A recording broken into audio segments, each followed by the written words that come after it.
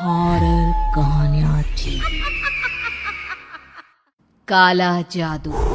अपने बेटे रिशु के माथे से टपकते हुए पसीने को देखकर सविता की हालत खराब हो गई। ऐसा आज पहली बार नहीं हुआ जब रिशु नींद से घबराकर जागा है।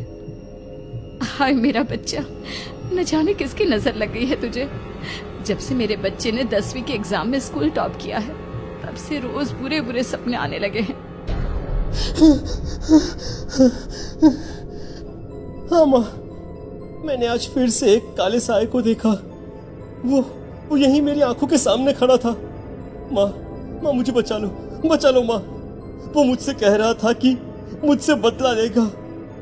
माँ कहीं ये प्रशांत। चुप कर, कैसी बात कर रहा है? दोबारा उसका नाम मत लेना। तुझे पता है ना, उस प्रशांत ने आत्महत्या कर ली, तो बार बार उसका नाम मत लिया कर। मम्मी, क्या सच में प्रशांत ने आत्महत्या की थी? चुप कर, बहुत सवाल पूछता है आजकल। और फिर रात के वक्त सविता के पूरे घर में एक अजीब सा काला धुआं छाने लगा। गहरी नींद में सोई सविता की जैसे ही आंख खुली उसका दम घुटने लगा। वो दौड़कर रिशु के रूम की तरफ गई जहां उसके दरवाजे पर घूमती एक काली परछाई देख वो बुरी तरह से घबरा गई। कौन है वहाँ? कौन है? सामने आओ। ये मैं हूँ, तुम्हारी काली करतूत।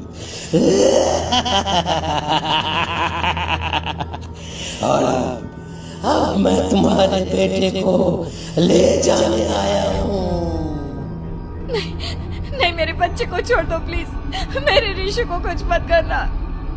वो परछाई रिशु के कमरे में घुस जाती है। सविता भी उसके पीछे पीछे दौड़कर जाती है और देखती है कि अब वो साया साफ नजर आ रहा था। वो सर से पैर तक खून में सना हुआ था और उसके शरीर के सारे अंग कटे फटे हैं। क्या चाहिए तुम्हें? तुम जो बोलोगे मैं करूंगी, लेकिन मेरे रिशु को छोड़ दो। उस परछाई ने रिशु को गर्दन से पकड़कर दीवार के सहारे हवा में उछाल दिया। रिशु जोर जोर से चिल्लाने लगा। माँ बचाओ मुझे, बचा लो माँ। ये मुझे मार डालेगा। माँ मुझे बचा लो माँ। नहीं, ऐसा मत करो। मुझे मार दो लेकिन मेरे बच्चे को छोड़ दो। मैं तुम्हारे आगे हाथ जोड़ती हूँ। वो परछाई रिशु को जमीन पर गिरा देती है और अचानक वहां से गायब हो जाती है। रिशु, मेरा बच्चा, तू ठीक तो है ना? कुछ बोल बेटा, क्या हुआ है तुझे? मैं ठीक हूँ माँ। क्या हुआ था यहाँ पर? कुछ नहीं बेटा, कुछ नहीं। तू परेशान मत हो। हम कल ही गांव के बाहर जो तांत्रिक महाराज रहते हैं उनके पास चलेंगे। ठीक है माँ, हम जल्द ही उनके पास चलेंगे। मुझे बहुत डर लग रहा है माँ। ये बार बार मुझे डरावने सपने आना, ये सब हमारे साथ क्यों हो रहा है माँ? अगले दिन सविता अपने बेटे रिशु को लेकर गांव के बाहर तांत्रिक के पास जाती है। जिस जगह पर तांत्रिक रहा करता था वो जगह बहुत डरावनी थी। चारों तरफ कंकाल और खूब भूतियां नजर आ रही थी। गांव से दूर वीराने में उस जगह पर जोर से आंधी चल रही थी। रिशु ने डर कर अपनी माँ का हाथ पकड़ लिया। माँ मुझे बहुत डर लग रहा है।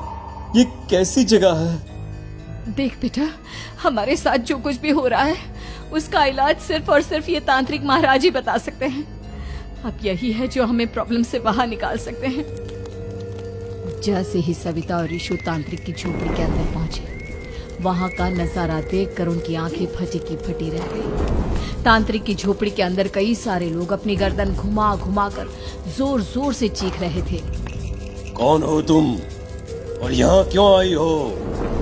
महाराज, मेरे बेटे को कुछ दिनों से एक डरावनी काली परछाई नजर आती है और कल रात उसने मेरे बेटे पर हमला भी कर दिया।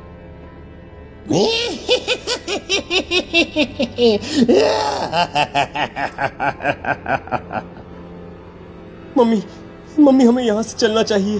ये जगह मुझे ठीक नहीं लगती। नहीं बेटा, ऐसा नहीं कहते। रुक जाओ, 2 मिनट के लिए रुक जाओ। क्या कहा? काली परछाई? तुम्हारे बेटे पर किसी काली परछाई ने हमला किया? हाँ महाराज, वो कह रही थी कि वो मेरे बेटे को कुछ कर देगी, कोई उपाय बताइए महाराज। मेरे बेटे के साथ कुछ गलत नहीं होना चाहिए। तुमने किसी दूसरे के साथ गलत किया है तो तुम्हारे साथ भी गलत होकर ही रहेगा। तुमने किसी की जान ली है, किसी को मार डाला है तुमने। नहीं महाराज, मैंने ऐसा कुछ नहीं किया। मैंने किसी की जान नहीं ली। मुझे कोई उपाय बताइए।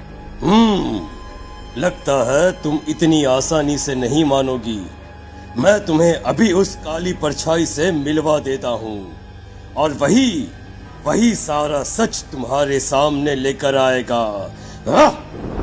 सविता और ऋषु ने डर के मारे अपनी आंखें बंद कर ली। तभी अचानक तांत्रिक की झोपड़ी में अजीबोगरीब आवाजें गूंजने लगी। सविता और ऋषु बुरी तरह से कांप रहे थे। आंखें खोलो और अपने सामने देखो। क्या यही है वो जिससे तुम कल रात को मिली थी? बताओ मुझे। हाँ, इसने कल रात मेरे बेटे के ऊपर हमला किया था। ये उसी लड़के की भटकती हुई आत्मा है जिसे कुछ दिन पहले तुमने मार डाला था। मम्मी ये महाराज क्या कह रहे हैं? क्या सच में आपने किसी की जान ली है, किसी को मार डाला है? अगर हाँ तो बताइए ना मम्मी, किसको मारा है आपने? किसको? तुम्हारी माँ इतनी आसानी से सच नहीं बताएगी बेटा। इसने एक बच्चे की जान ली है। कहीं उसका नाम प्रशांत तो नहीं महाराज? वो मेरा दोस्त है, मेरा मतलब मेरा पड़ोसी है। सही पहचाना। देखा सविता, तुम्हारा खुद का बेटा भी जानता है कि तुमने किसी के प्राणों की बलि चढ़ा दी और इसीलिए अब उसकी बुरी आत्मा तुम्हारे घर में भटकती है। मुझे माफ कर दीजिए महाराज, मुझसे बहुत बड़ी गलती हो गई। प्रशांत हमारे पड़ोसी का बेटा था। हर बार उसके नंबर मेरे बेटे से ज्यादा आते थे और इसलिए मैंने उसके कमरे के बाहर काला जादू किया था, पर मुझे नहीं पता था कि वो मर जाएगा। तुम्हारे उसी काले जादू वाली गुड़िया के अंदर एक बुरी आत्मा थी जिसने उस बच्चे के दिमाग पर बुरा असर कर दिया और उसी की वजह से उस लड़के ने अपनी बालकनी से कूदकर आत्महत्या कर ली। इसकी वजह सिर्फ और सिर्फ तुम हो, तुम। नहीं महाराज, जो कुछ भी हुआ मुझे नहीं पता था कि प्रशांत अपनी जान दे देगा। प्रशांत की आत्मा इस वक्त तुम्हारे सामने खड़ी है, हमसे बात करना चाहती है। बोलो क्या कहना चाहते हो? मैं जीना चाहता था, बड़ा होकर कुछ बनना चाहता था। आपके बेटे से मुझे कोई परेशानी नहीं थी। अरे वो तो मेरा अच्छा दोस्त था। मुझे माफ कर दो बेटा, मुझसे बहुत बड़ी गलती हो गई, मुझे माफ कर दो। माफ करने से मुझे वापस जिंदगी नहीं मिल जाएगी। मेरे माँ बाप आज भी मेरे लिए रोते हैं। आपने मेरे साथ बहुत गलत किया है, बहुत गलत। और तभी अचानक प्रशांत की आत्मा वहां से गायब हो जाती है। सविता जोर जोर से रोने लगती है। सुन लिया तुमने? ये तुम्हारे अपने ही किए हुए पाप हैं जो इस तरह से तुम्हारे सामने आ रहे हैं।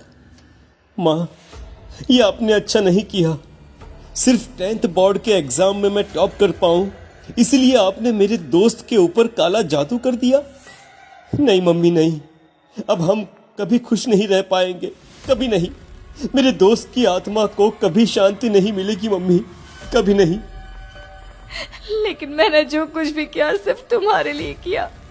वो लड़का हमेशा फर्स्ट पोजीशन पर आ जाता था और इस वजह से हमेशा तुम्हारे मार्क्स कम पड़ते थे। मैंने तो सिर्फ उस पर एक छोटा सा काला जादू किया था बेटा। मुझे क्या पता था कि उसका ये नतीजा निकलेगा। जिस गुड़िया को तुमने उस लड़के के कमरे के दरवाजे पर लगाया था, दरअसल उसके अंदर एक बुरी आत्मा का प्रवेश हो गया था, जैसा कि अक्सर काला जादू करते समय हो जाता है। मुझे अपनी गलती का एहसास हो गया है। मैं प्रायश्चित करना चाहती हूँ। आप बताइए मैं क्या करूँ? प्रशांत के घर जाकर उस काली गुड़िया को वहां से निकालकर यहाँ लेकर आओ। मैं उसे आग में जलाकर राख कर दूंगा और उसके बाद प्रशांत की आत्मा को हमेशा के लिए मुक्ति मिल जाएगी। अगली रात सविता चुपचाप अपने पड़ोसी प्रशांत के घर जाती है। प्रशांत के माँ बाप प्रशांत की मौत के बाद उस घर को छोड़कर हमेशा के लिए वहां से चले गए थे। जैसे ही सविता उस घर के अंदर कदम रखती है, उसका सामना अजीबोगरीब हैवानियत से भरी आवाजों से होने लगता है। ऐसा लग रहा था जैसे कोई बुरी तरह से चीख रहा हो। सविता जैसे ही प्रशांत के कमरे के बाहर पहुंचती है, वहां पर लटकी हुई गुड़िया के शरीर से खून टपकने लगता है। ये क्या हो रहा है? इस गुड़िया के शरीर से खून क्यों टपक रहा है? सविता हिम्मत करते हुए उस गुड़िया को वहां से उतारने की कोशिश करती है, लेकिन तभी अचानक से बहुत भयानक दिखने वाली औरत उसकी आंखों के सामने आकर खड़ी हो जाती है। मैं यहाँ से कहीं नहीं जाऊंगी, और अगर तूने मुझे यहाँ से हटाने की कोशिश की तो मार डालूंगी मैं तुझे। नहीं नहीं, मुझे तुम्हें यहाँ से ले जाना ही होगा, नहीं तो मेरा बेटा, उसकी जान को खतरा है। मैं तुम्हें नहीं छोड़ सकती। अगर तुम्हारे अंदर हिम्मत है तो मुझे इस घर से बाहर ले जाकर दिखाओ। और ऐसा कहकर वो औरत सविता के ऊपर हमला कर देती है और उसे हवा में उछाल उछाल कर जमीन पर पटकती है। लेकिन तभी अचानक मौका देखकर सविता अपने हाथ में ली हुई सुई उसके हाथ में चुभो देती है। हाथ में सुई लगते ही वो औरत जमीन पर तड़पने लगती है। ये क्या किया तूने? ये क्या कर दिया? तुझे ऐसा नहीं करना चाहिए था। तांत्रिक ने मुझे कहा था कि तुझसे जीतने का सिर्फ यही एक तरीका है जिससे मैं अपने पापों का प्रायश्चित कर सकती हूँ और अपने बेटे की जान बचा सकती हूँ। और उसके बाद वो डरावनी दिखने वाली औरत एक छोटी सी जादुई गुड़िया में तब्दील हो गई और सविता ने उसे ले जाकर तांत्रिक को दे दिया। तांत्रिक ने जादुई गुड़िया को आग के हवाले कर दिया।